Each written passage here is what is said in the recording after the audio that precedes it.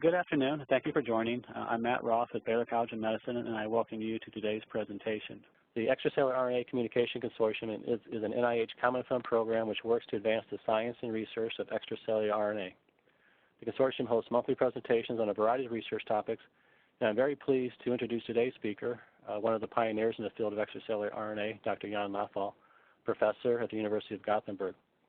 Dr. Lotvall's talk comes at an interesting and exciting time for the ERCC. Just today, Cell Press and the Cell family of journals is publishing a set of 18 articles from ERCC researchers.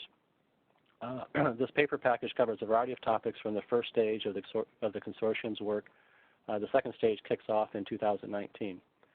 The paper package is linked from the front page of the xRNA portal. You can find that at exrna.org. So I invite you to take a look at those papers after the webinar. With that, let's get started. So again, very happy to have Dr. Lotvall talk. The title of Jan's presentation is Extracellular Vesicle Subpopulations Beyond Exosomes and Microvesicles. Jan?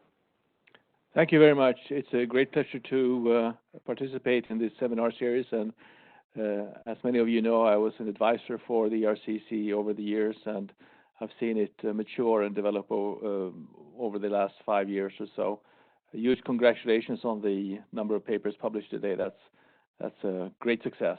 Congratulations. So it's my pleasure to discuss today the concept that we have many more subpopulations of extracellular vesicles beyond what we previously called exosomes and microvesicles. And if you start thinking about the isolates we get when we isolate exosomes or microvesicles, so of course with the lower speed centrifugation you get a larger fraction of extracellular vesicles, and with the higher speed centrifugation you get the smaller vesicles.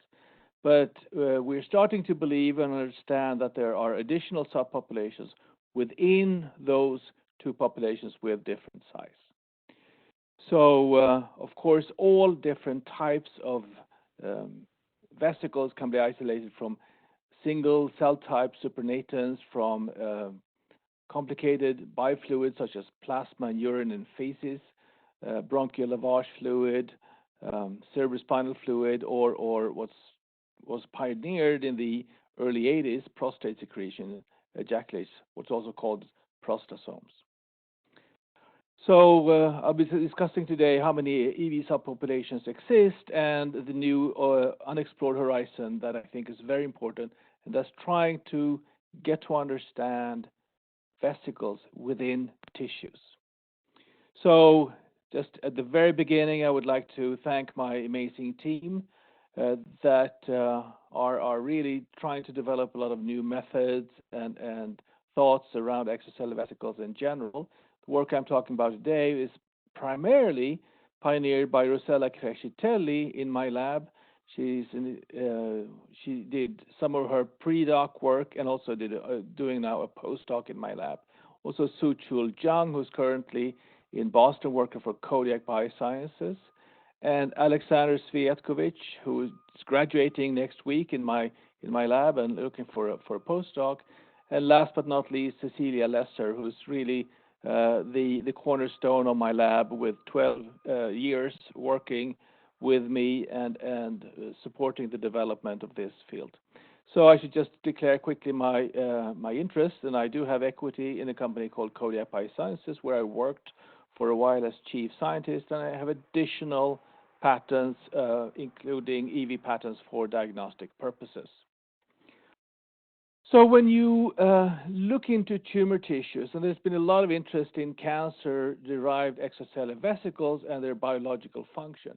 But if you look into human tissues, in this case with a thin section electron microscopy, you can see between the cells that there are multiple types of extracellular vesicles present here. This is a human melanoma sample, a metastatic melanoma, which we've gathered, I think, more than 40 of over the last few years, and isolated vesicles from these tissues.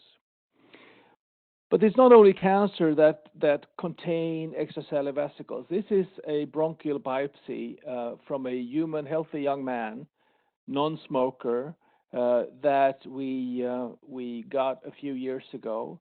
And this electron microscopy picture illustrate was presumably a fibroblast. And you can see that this fibroblast seems to be vesiculating quite extensively, but also that there are a lot of vesicles a little bit distance away from the cell. So clearly there are a lot of vesiculation going on in absolutely normal and healthy tissues.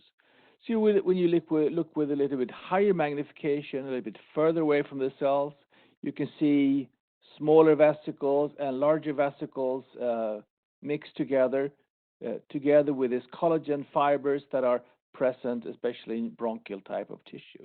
So if we magnify even further, you can see that there are some vesicles that actually look like mitochondria, and I was discussing mitochondrial proteins in vesicles later today. And this is a fairly large vesicle, almost 1 micron in diameter. But there are also smaller vesicles, around 200 nanometers, 50 nanometers, maybe even 40 nanometers that are present in these tissues.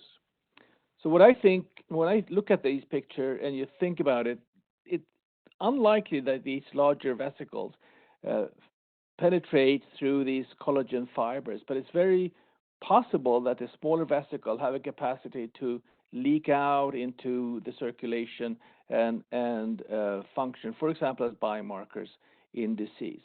But also these large vesicles are an important component of the interstitial tissue, and perhaps they are components of the interstitial fluid, which then is not actually a fluid, but a colloid, because they have this nano-sized particles in it. So actually, it doesn't matter which body fluid you look at. You can find extracellular vesicles anywhere. This is an ejaculate from a human being, a paper that I published a few years ago with Johanna Hög, who's an cryo-electron microscopy expert. And she was interested in the sperm tails and their structure. This is ejaculate from a person that has given birth to children. But if you just look outside of these vesicles, you can start to see a lot of different structures that are present, some oval things, some round things, double membrane, large vesicles, more electron-based things, extended vesicles, and especially in tissues such as, or bifluids such as ejaculates, there's a huge amount of extracellular vesicles. Importantly, this has not been processed in any way. This is just ejaculates and frozen and microscoped in the cryo-electron microscope. So this is there are plenty of vesicles in this tissue. So I will skip this one, but there's basically what we can say is that there's a vast morphological diversity of extracellular vesicles in tissues, and there's a vesicular secretome that we need to understand in more detail. And it's definitely, when you look at it morphologically, much more diverse than only what we've called exosomes and microvesicles. So I mentioned in the beginning, the concept is that we have multiple types of vesicles in these medium speed centrifugation pellets, 10 to 16,000 G pellets, which we traditionally called microvesicles, and in the exosome preparations that we traditionally call, that we have spun down at 100 or 120,000 times G. If you look at cryo-electron microscopy from a single cell type, and you look at these extracellular vesicles that you can isolate from these, you see a lot of single vesicles, single membrane vesicles. And these vesicles do dominate the vesicular secretome from this single cell type that we've used here, which is a mast cell line, HMC1. But you can also see double vesicles, sometimes with an electron-dense vesicle inside, sometimes the outside vesicle is electron-dense, and it's just a significant diversity with these double or multiple membrane vesicles. Small double vesicles, oval vesicles, small tubules. We can also see incomplete vesicles in these isolates, whether they're incomplete because of preparation or they come out this way, we don't necessarily know. And then we have these pleomorphic and also these long tubules that we can find either in microvesicle isolates or in exosome isolates. So these are interesting because they seem to be containing actin filaments inside. And when you, let's see if I can get this going. I have to change the pointer option. Oh boy. Here we go. You can see vesicles that actually seem to have an active actin function within them. And this is just one example. These vesicles are not extremely common, but they are present in exosome isolates. So we published this in the single observation journal called Science Matters 2 years ago now. And when you characterize the morphology of vesicles from a single cell type, I mentioned you can see single vesicles, and they do dominate with double vesicles, double special vesicles with different types of electron density, small double vesicles, triple or more vesicles, oval vesicles, and it goes on and goes on. And sometimes you also have highly tagged vesicles on the surface. So at the end of the day, when you look at it morphologically, you can see a large number of types of extracellular vesicles in the vesicular secretome. So we recently published a overview around this topic with Cecilia and Suchel last year only, where we discussed how subpopulations can be separated based on the data that we have so far. And classically, we have divided these vesicles depending on the sedimentation, with 10,000 or 16,000 G being called microvesicles, and the larger, higher speed spins called extracellular vesicles. I also discussed the morphology quite extensively, and that clearly shows that the morphology-wise, there is a diversity as well. I'm not going to discuss so much the biogenesis, but there are data to show that when you block certain Rab molecules, you get reduction of subpopulation vesicles that carry certain molecules, work from Clotilde Thierry's work. So possibly there will be a lot of information coming out in the next few years where the biogenesis of different subpopulations of vesicles have different mechanisms fundamentally. So density and sedimentation and size is of course very similar, and you can use size or size exclusion to separate these types of vesicles. So what I'm going to talk today about is primarily protein and surface molecule cargo in vesicles isolated directly from tissues. And primarily we're using tumor tissues in this case. Primarily I'm talking about melanoma, although we have data from multiple other tumor types as well. I'm not going to talk so much about DNA and RNA cargo, even though we know that, for example, that microvesicles have different RNA content, different RNA profiles compared to exosomes. So these are fundamentally different. So when we isolate vesicles from tumor tissues, we have to realize that, of course, even the tumors and the tumor cells have a diversity as well. And this is just 3 examples of different types of tumors that we have isolated vesicles from. And I think this is a lymph node metastases that we have received to the lab. So we isolate the vesicles directly from the tumor tissues. And I already show you data, but all tissues, and regardless of which tumor we isolate, we can always find extracellular vesicles or vesicles in the extracellular space. And here's another example with a cluster of vesicles that are outside and further vesicles down here. And you can also see, and this is a melanoma cell, 2 smaller cells, and possibly these are lymphocytes that presumably may be attacking the melanoma. So the protocol we use in principle is that we get this metastases, we chop the tumor tissue into small pieces, we incubate it, but do not let it grow. So, but firstly, enzymatic incubation and filtration of the cells. So the cells or the tissue pieces are incubated only for about 30 minutes to minimize proliferation or transformation of the cells in the plastic. So we try to capture those vesicles that diffuse out of the tissues. And then we have the filtration of removal of cells and other debris, and then we do the classical microvesicle isolation as well as a classical exosome isolation, which we now call larger and smaller extracellular vesicles. So I'll have some detailed information around these vesicles in the next few slides.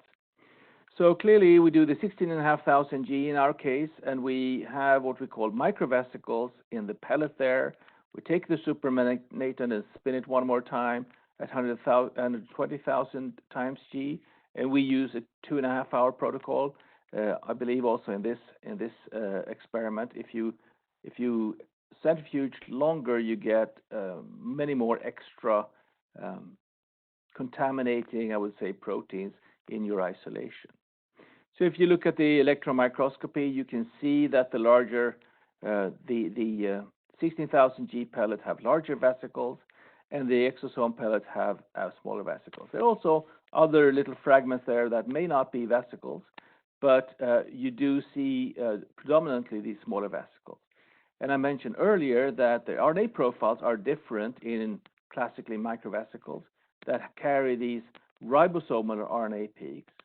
In the exosome isolates, we rarely or never see these ribosomal RNA peaks, but predominantly small RNA fragments.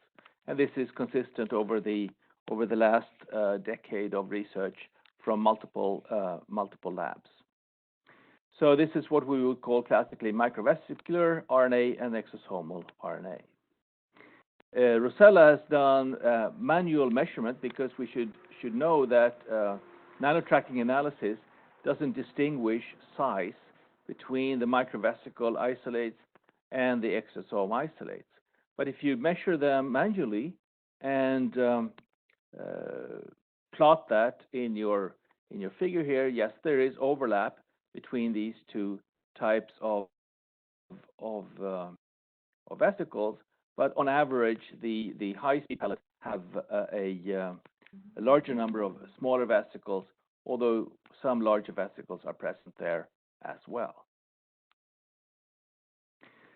So we pursued this work even further. So as most, if not all of you know, the latest sort of state of the art of isolating extracellular vesicles is iodexonol density gradient. And so we've taken these microvesicle pellets and take this pellet, put it in the bottom of an iodexonol density gradient, and we have multiple layers, up to 9 layers of iodexonol to get many bands. And so here we then get what we call large EVs that have a higher density. So this is after a longer centrifugation period, often overnight. And here are the larger vesicles that float up in the iodexonol density gradient. And those are what we call large EVs with a low density. So the smaller EVs, the exosomes, we also put in the iodexonol, and we float them, and we get these small EVs with a low density, and then we have small EVs with higher density. So here you can see the different bands: the exosome low density, the exosome high density band, and same thing here, microvesicle high density, microvesicle low density band. And we've analyzed these in quite some detail to try to understand whether they carry different subpopulations of vesicles. So what we've done is tandem mass tagging and done quantitative proteomics of these. separate entities, including these collective vesicles and the high low density vesicles from both of these different samples. So I'll show you data from 3 metastatic melanoma patients, EVs, and we could identify a very large number of protein, almost 7,000 in total, and a large number of these were membrane proteins, around 28%. And out of these almost 7,000 proteins, around 4,500 were present in sufficient quantities to be quantified with the TMT proteomics technology. So here we see the Venn diagram of the identified different vesicles. So here you can see quantification of 4,500 different proteins in all 3 patients. So what Cecilia has done over the last few months is doing principal component analysis of these different isolates. This looks a little bit complicated, but it's not actually so complicated. So if you focus at the yellow, which are the large EVs, they cluster in the same area. The large EVs, low density, cluster very, very closely to the large EVs in general. And the large EVs, high density, cluster over here as well. Whereas the small EVs cluster here, and then you have small EVs, high density, cluster differently, versus the small EVs with lower density also cluster differently. But the original isolates seem to end up clustering in between these 2 density separated vesicle subpopulations. So here we have small EVs and large EVs, and they seem to be relatively clustering together or in the same part of the 3-dimensional structure here. And the smaller EVs and the high density smaller EVs are up here, and the low density and large EVs are down here. So here's a different angle, and you can see that all these 3 different components do cluster differently. We're very happy to see that these different isolates were actually clustering very distinctly. So here you have large EVs with high density, here you have large EVs with low density, and here you have what most people call extracellular vesicles here. We know that there are extracellular vesicles here as well, but there may be other components of the cellular secretome that are present in those higher density isolates as well. Here we have the small EVs, low density, in this part of the 3-dimensional diagram. So Cecilia has also pursued hierarchical unsupervised clustering of this using ClueCore software. And to do this, she used 742 proteins, and she can find a series of different, quite distinct clusters of proteins in this analysis. But actually, when you look very carefully into these clustering, you may also be able to identify subclusters within these larger clusters. So the cluster 1, for example, here identifies extracellular exosomes and plasma membrane, to some degree Golgi apparatus and so on.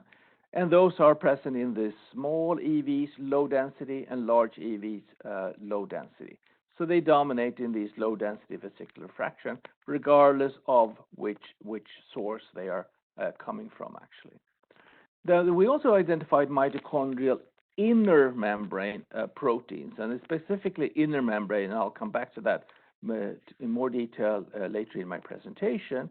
And those are present primarily in the large EVs and low density fractions. So they're present here and they're present here. And then we have cluster 6, which actually has quite few membrane proteins in this cluster, may represent a non-vesicle vesicular component, and proteasome, for example, is present in this. It's found in exosomes and in the smaller vesicles with a higher density. So putatively non-membrane proteins. Doesn't mean that this doesn't contain vesicles, because we can still find membrane proteins in these isolates.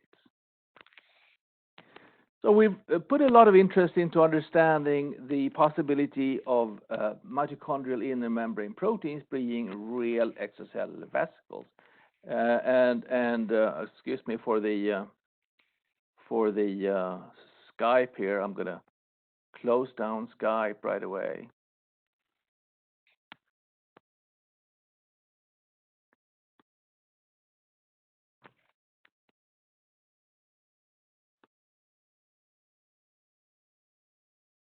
How do I close it off? I don't even know. Okay. So here's where we were. And so we put a lot of interest into the mitochondrial inner membrane proteins as possible extracellular vesicles. And this is a partly a separate study that was pursued by Suchul Jung before he left my lab around 2 years ago. So he takes these extracellular exosomes and microvesicle isolates, treats this with high pH over a relatively short period of time, around 1 hour, and then he isolates the membranes, which is floating in this density gradient made of iodixanol.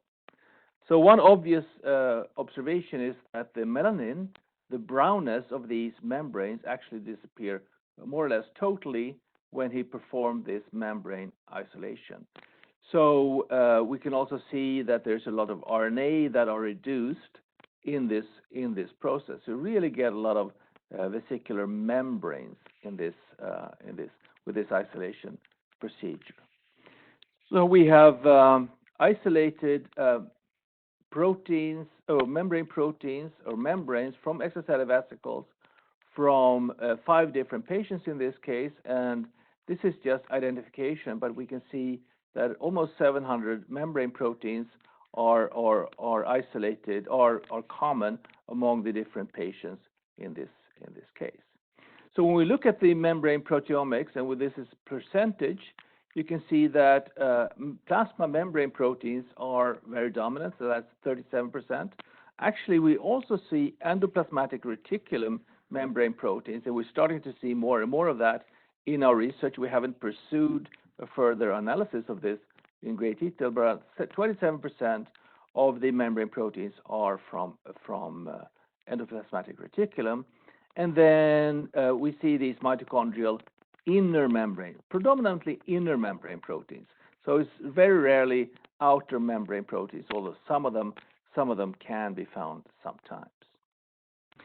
So Suchul pursued to try to analyze these in different ways, and one way was doing a direct ELISA analysis where he coats the plastic with the extracellular vesicles that we have, and then he measures the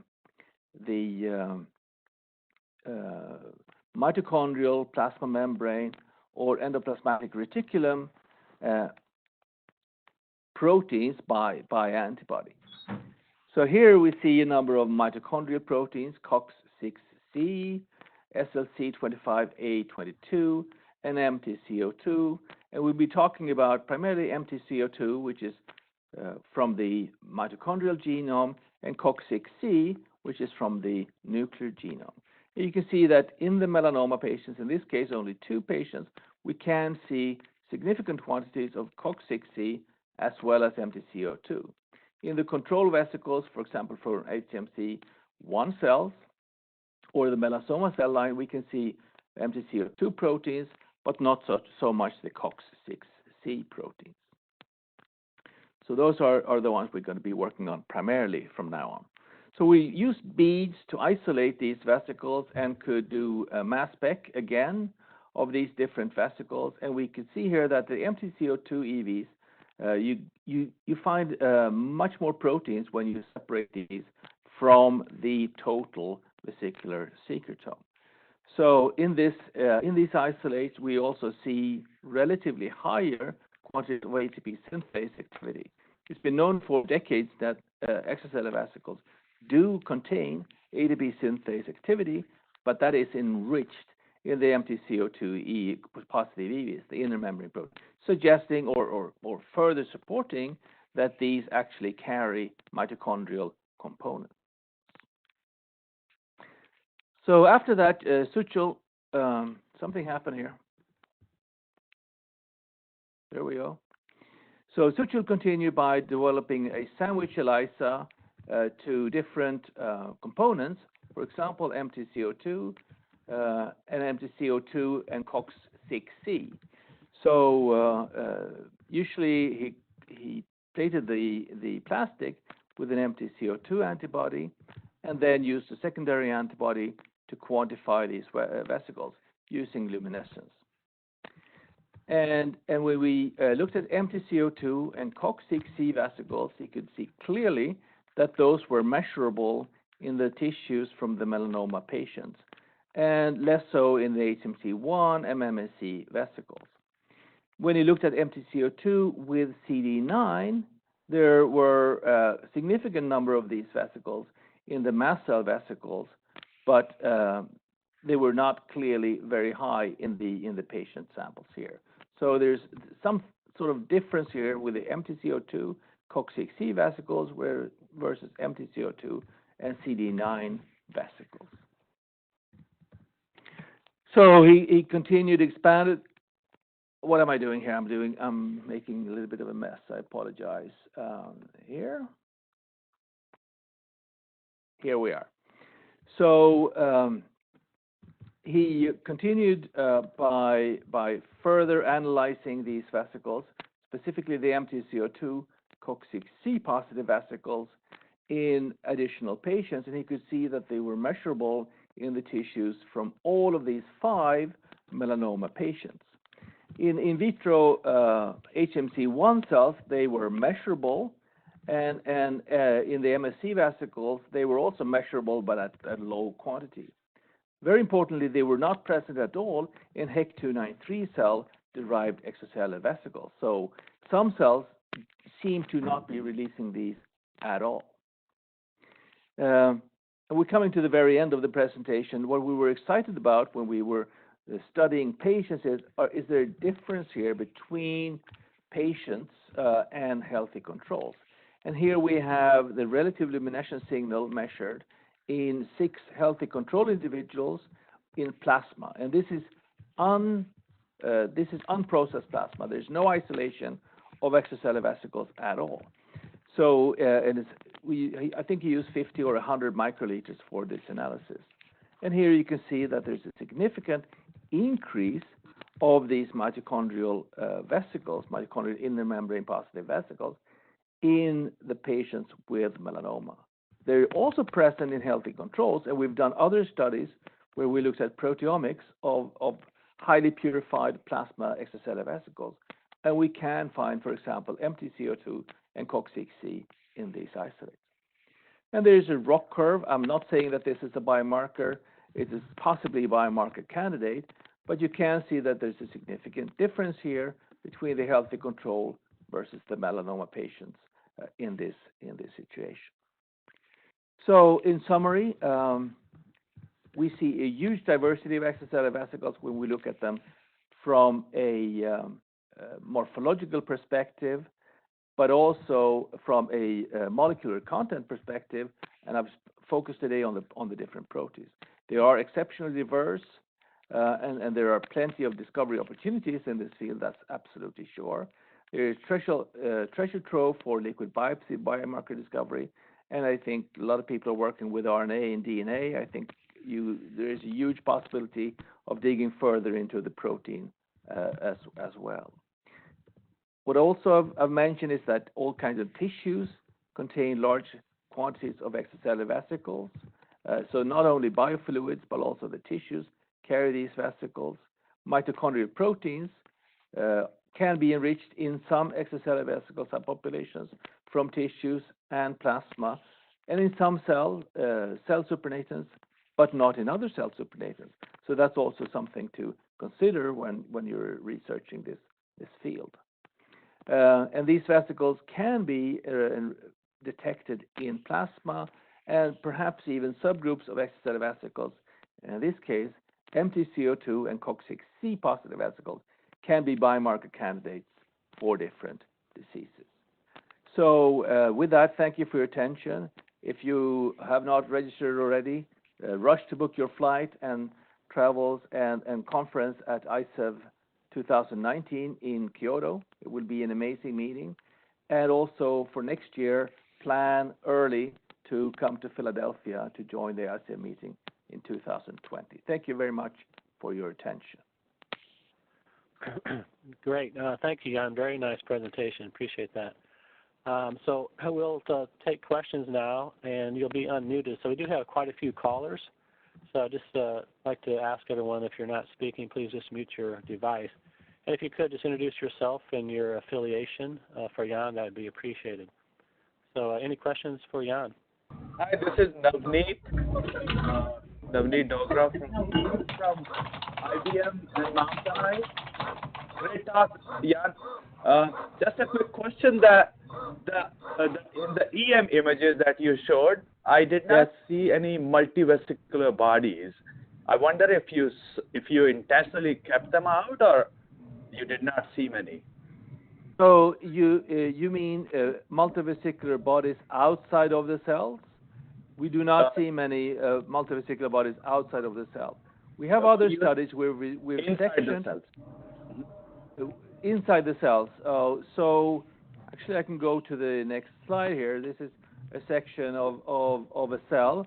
I think this is a bronchial biopsy, and here you do see a mitochondrial, a multivesicular body, and in this case, this multivesicular body seems to be engaged with the mitochondrion. Perhaps this is mitophagy, but here you can see multivesicular bodies. What I want to point out, and this is not only true for this picture, but also for pictures in other, for example, in vitro cultures, when you look into the multivesicular bodies, we don't necessarily see that they are, monodispersed kind of exosome, very distinct 50 nanometers vesicles, but we can see large vesicles and small vesicles inside of these multivesicular bodies. Perhaps this is another multivesicular body. I'm not going to swear by that, but it's a possibility.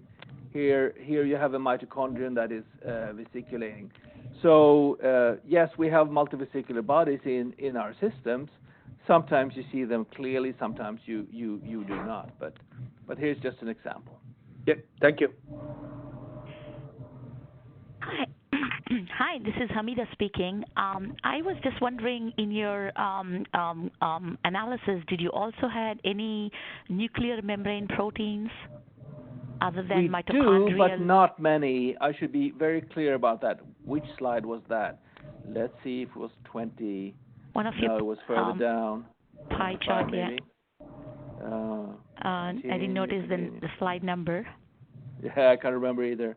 So it was when after this, we look at yeah. this, we can identify sometimes some nuclear proteins, but they're not as common at all as the plasma membrane proteins, mitochondrial inner membrane proteins, or ER proteins. So I think there's another reason to dig into the endoplasmatic reticulum and those vesicles that carry those components.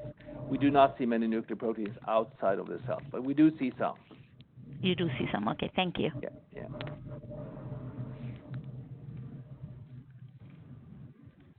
Hello, Jan. Hello. Yes. Yeah, we can hear you. Go ahead, just introduce yourself and your organization, please. Thank you. This is Anna Krichevsky, Jan. Thanks for a great talk. So my question, I guess it's a bit naive, but still, when you isolate the vesicles from tissues, cancer tissues and normal tissues, you do enzymatic treatments of them. So what's the best way to ensure that what you isolate is a true extracellular? vesicles. So, Not, so we've done a lot of validation studies of these extracellular vesicles that we isolate from the tissues. The criticism being, do you get contaminations of the cell? And most likely, you can get some contaminations from the cells. But one example that we don't see so many nuclear proteins is an argument, but maybe that's not a huge issue. What we do is we cut them in relatively small sizes, 1 to 2 millimeters approximately. We don't mince them or crush them or anything like that. And then we treat with DNase and collagenase. And when we do that, we can see a higher yield of vesicles from the different tissues. So we've tried also only collagenase or only DNase, but the combination of those two approaches seem to optimize or release the vesicles rather from the different tissues. I don't know if that's a good enough answer for you, but there are other ways of optimizing this approach, of course, and I don't think we have reached the final solution yet, but clearly there are plenty of vesicles in those tissues, and pushing hard to try to improve those methods and understanding those vesicles, I think, is highly valuable from a scientific perspective. Yeah, thank you. I have a question. Hi, this is Gustavo Solovitsky from IBM on Mount Sinai. Hi, Gustavo. Great talk, very, very interesting. I wonder whether you have done in the same patient, looking at the tissue and also looking at, for example, plasma, whether you find the same proportion of mitochondria containing vesicles and and the other vesicles that you are saying. That means, did you compare the tissue with the overall exosomal content in the same patient? So you're asking a very important question. What we have to remember is that when we're looking at extracellular vesicles in the circulation, only a very small component of them will come from the tissue, your favorite tissue, or your tumor. Perhaps in the heavily metastatic tumors, the vesicular secretome in the plasma will be dominated by tumor-derived vesicles. So one way of answering your question is, do we see a correlation between tumor burden and the presence of these extracellular vesicles? And with the limited samples we have, around 26 different patients, we did not see a direct correlation between tumor burden and the empty CO2 COX-6C vesicles. That doesn't mean that there is no correlation between the better biomarker candidates than these between the tumor vesicles and the plasma. So you can quantify them, you can see them, and they're increasing the concentration, but expecting that to see a direct mirror in the plasma of what you see in the tissue, I think would be optimistic. So we do not see that at this stage. Do you see any such correlations, Gustavo? We haven't done tissue-based proteomics, but that is. Thank you for explaining that. I think that probably there are other markers that might show that correlation, right? I agree. Hi, Jan. This is Forrest Weghorst from the University of California, Irvine. Great talk. You said something, though, that I wasn't sure about. You said that nanoparticle tracking analysis doesn't reveal the size of vesicles. Is that only true of pleomorphic vesicles, or is that true generally? I think we've done many experiments where we have looked at nanotracking analysis, tried to distinguish microvesicles and exosomes. They do not necessarily separate in the nanotracking analysis, regardless of which equipment you use. But when you look at electron microscopy, you can measure the difference. And that's probably intrinsically a limitation of the NTA that doesn't really see the smaller vesicles. You end up quantifying or sizing only the larger vesicles that are beyond, I would guess, 80 nanometers. I can't swear by that number at all, but that's our experience, and I think that's something that they feel is beginning, have recognized as well, and you need other more sensitive technologies to really size your vesicle and your vesicle isolates in a more efficient way. Okay, thank you. But they can, NTA can be reasonably good at quantifying, at least relatively speaking. So we're still using NTA. Don't misunderstand me. But it's not really exact for sizing. That's an important message. Gotcha. Thank you. And I can echo with Jan. So I did one experiment where we had 100 nanometer polystyrene beads. It gives a nice 100 nanometer peak. But then we mixed 50 nanometer and 100 nanometer polystyrene bead, did an NTA on them, and we primarily see 100, not 50. Okay, thank you. Yeah. I have a question. Jan, this is Kevin Halcroft, National Cancer Institute. Very nice talk. Hi, Kevin. Hi. In your melanoma samples, were you able to quantitate the amount of immune infiltrate? And did you see it, because melanoma are inflamed tumors, they typically have some immune cell infiltrate. And did you pick up any immune signature? So we have looked at different types of tumors, metastases. For example, what we call metastases in transit. This is skin melanoma that ends up in the subcutaneous tissue. In those instances, we do not see many inflammatory cells. We've done FACS looking for CD45 positive cells. If you look in lymph node metastases, not surprisingly, you see a lot of inflammatory cells. That data is being analyzed right now, where we're putting that together into a full paper, which we will submit soon. So I don't have the details of that data at hand right now, but definitely you see different cell infiltrates in different tumors, and thank you for pointing that out. I think it's an important message. Yeah, thank you. Okay, if no further questions, and again, Jan, thank you very much. Thank you. I'm sure a lot of us will cross paths at the upcoming meetings. If anyone has further questions, I'm sure Jan would be happy to take those by email. So thank you, and if you have any additional questions, just email me. You can find my email easily on Google. Great. Thank you, Jan. Appreciate it. Thank you very much. Bye now. Bye-bye.